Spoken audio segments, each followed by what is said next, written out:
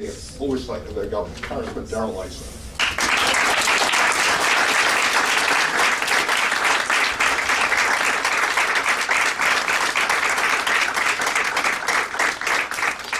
Now, normally the best thing to do after an introduction like that would be just to leave on that applause. But young Americans for freedom, young Americans who are mostly Republicans but all conservatives, you don't walk out of a room on you folks.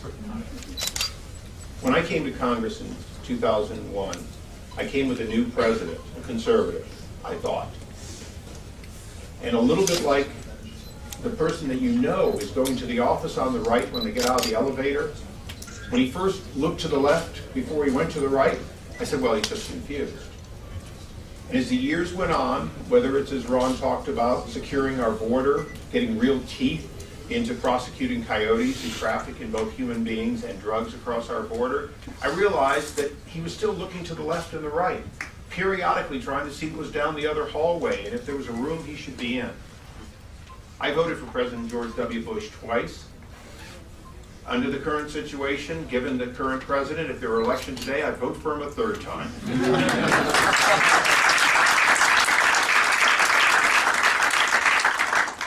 But I wouldn't follow him blindly, as many of us did in the first days of the Bush administration. Real conservatives come with their own constitution. It's a common constitution, but it's not read and understood the same by everyone, nor should it be. We should have a lively debate about what the Founding Fathers intended and what we as conservatives must demand. That debate got lost for part of 8 years. Quite frankly, it took the wake-up call of losing the majority after Speaker Denny Hastert said that if we had Medicare Part D, we'd be a permanent majority. Now, I like Denny Hastert, but the truth is he was mistaken. We had done tax cuts, which are wildly popular and considered to be the conservative thing, without really wrenching out the roots, the core of the problem. The core of the problem is the growth in government. Government entitlements and convenient discretionary spending. And they're not all just earmarks you hear about on TV. There are widely accepted programs in which the federal government has no legitimacy under the Constitution, but we grow them. And to say they're not entitlements because technically they're discretionary spending, just try to stop one. Just try to get rid of one. Every one of you has a community clinic somewhere that has been getting grants year after year. Have they demonstrated a unique federal need? No. Is their state unable to take care and fend for their people? No. Are they disproportionately in districts where senior members can steer the money? Yes. As conservatives, I'm going to challenge you all today to be part of a movement that I believe will bring Republicans back into the majority in the House and the Senate in 2 years from now, 2.5 years from now. It's going to bring a president of conservative values back to the White House. But you must do it as conservatives. Do not be here today as Republicans. And some of you are friends from California that I know are Republicans. You do not do the Republican Party any good if in fact you're a Republican first. You must be a conservative first. You must care about the fundamental problems that occur in both parties. I'm neither a friend nor a foe of Rockefeller Republicans. But Rockefeller Republicans often are a nice way of saying I'm a fiscal conservative, but I'm a social moderate. Throw the social issues aside for a moment. The people who say they're fiscal conservatives but social moderates often do more damage by creating more programs that are the conservative way of doing a big government program. I would charge all of you, first let's make our party a party in which if you are a Republican, you're not just assumed to be a fiscal conservative, but you're mandated to be a real fiscal conservative. Not just to say you're going to lower taxes, but actually point by point, tear out by the roots wasteful, unnecessary programs, or even necessary programs, but necessary by the state's charter, not by the federal charter. When you're here in Washington, the first thing you have to ask, and I'm a Californian, I'm a very proud Californian, how many Californians are in the room? It's a good start. How many Clevelanders or Ohioans are in the room? Okay, now if you came to California, you'd find out why the pioneers kept moving west. I was born in Cleveland, Ohio. I was raised in Cleveland, Ohio.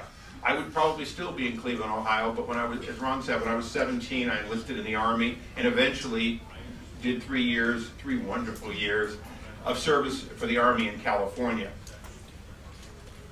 The truth is that California is part of the problem, and that being part of the solution will start in California. So for my Ohio friends, look, I think you can see the right path the same way. For my California friends, we in California are going to have to lead the revolution back, and we're going to do it. We did it when Ronald Reagan became the kind of governor and the kind of president who said, wait a second here, California, and it was true then, it's true now, sends about $1 to Washington for every 3 quarters it gets back. Now, what's logical about expanding the federal government if Ohio, California, and most of the states you're from send money in and get less back? If they would simply keep the money and spend it, not only could they spend it more wisely closer, but they in fact could spend more of it because Washington eats up money. That's a basic principle that's been lost by the Republican Party. It has to be refound. People like myself in Congress have got to remember that when we suggest that government does something in Washington, it must be part of our mandate and our charter on a congressional on a constitutional basis, and more importantly, and most importantly for all of you, it must in fact be best done by the federal level and not able to be done by the states. Because if it's equally able to be done by the states, then the federal government has no business in it. Now, who's here from Mississippi? Darn. I always like quoting Haley Barbour. It doesn't work right if you don't have somebody from the South. Haley Barbour is in a state that in fact has lower taxes dramatically than Ohio or California. And he gets more government aid. And yet he's telling his state that they have to take charge of their own destiny. That simply being a recipient of federal dollars and real good at getting federal dollars in isn't the answer. And when you saw Hurricane Katrina and Rita, what you saw was a governor who said, Mississippi is obligated to take care of Mississippi. So not only do we need to be conservatives, we need to be federalists.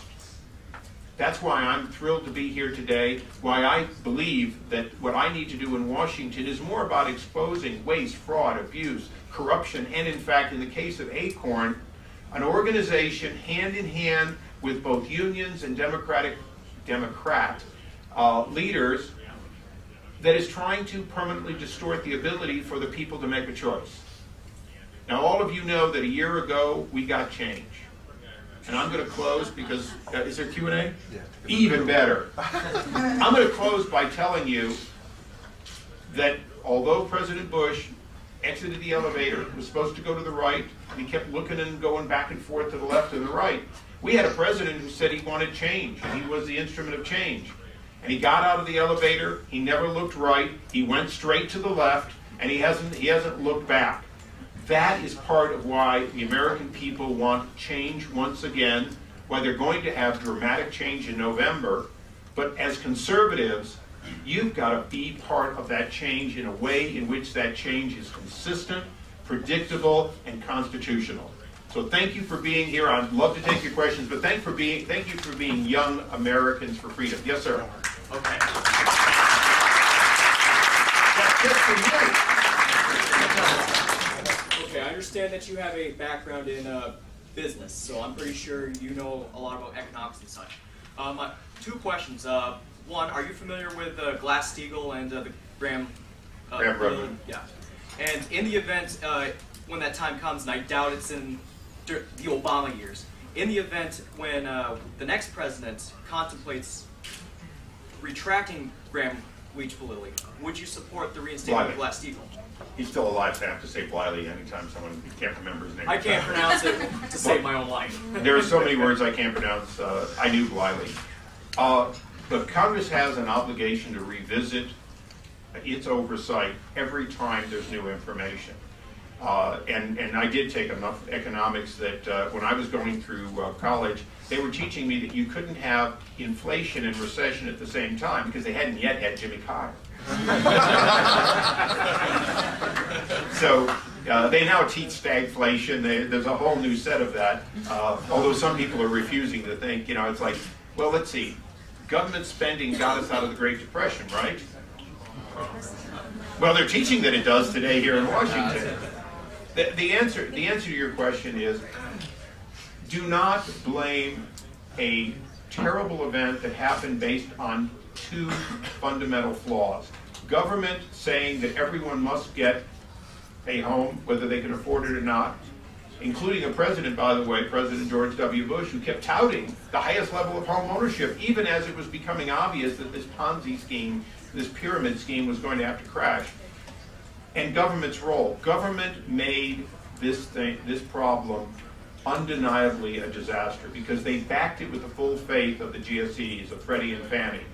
So, will we do additional reform under the next president? I think we will. Will we fight what Barney's trying to do? Of course. Barney's trying to have a vilification of only part of the people, the opportunists of the disaster, and not, in fact, any real reform. Today, the market is so dysfunctional that if you get a loan, you're basically getting a HUD loan.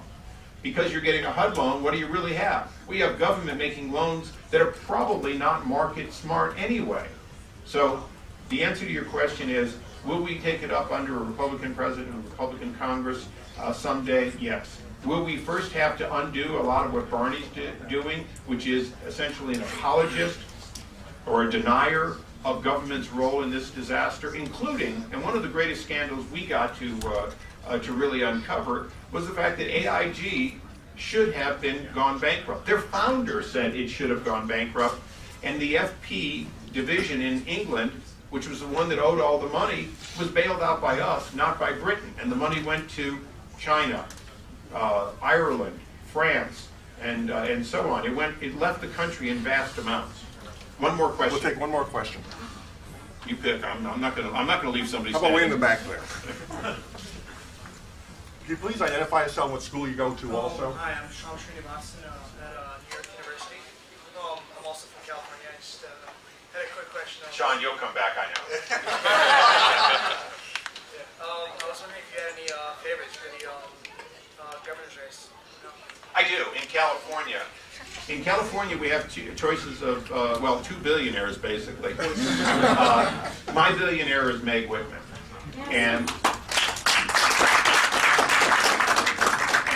since the last question, I'll elaborate just quickly. It's not a question of who's a conservative, who's a moderate. It's who can, in fact, leverage tens of thousands of people to get the job of reforming California done.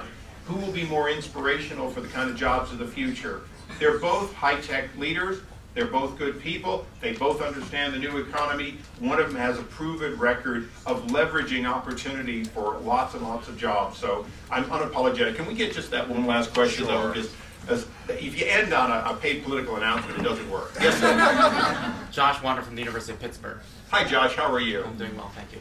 You spoke twice about mandating Republicans that they would remain loyal to their conservative values. I want to know generally how one does that once someone is in office, and specifically, does it help to actually call or email a congressman or a senator? Does that do anything? Oh boy, those are great questions. First of all, I think every Republican that goes off the reservation should be primary. Absolutely do. Now, does that mean that incumbents won't rally around the slightly flawed colleague? No, it's just the nature of the collegial activity here. But if somebody really leaves the reservation, becomes a big spender, a big program person, misuses their chairmanship, which I hope we soon have, should you primary? Absolutely. A primary is a wake-up call when it comes from your conservative right as a Republican. Now, does that mean you're going to defeat them? No. Does it mean you should form a third party? No. But in fact, that's the best way to let a Republican know that, in fact, they're not living up to the high standard. And don't use it indiscriminately. Be very, very careful. We certainly saw it happen on Republicans who were for open borders.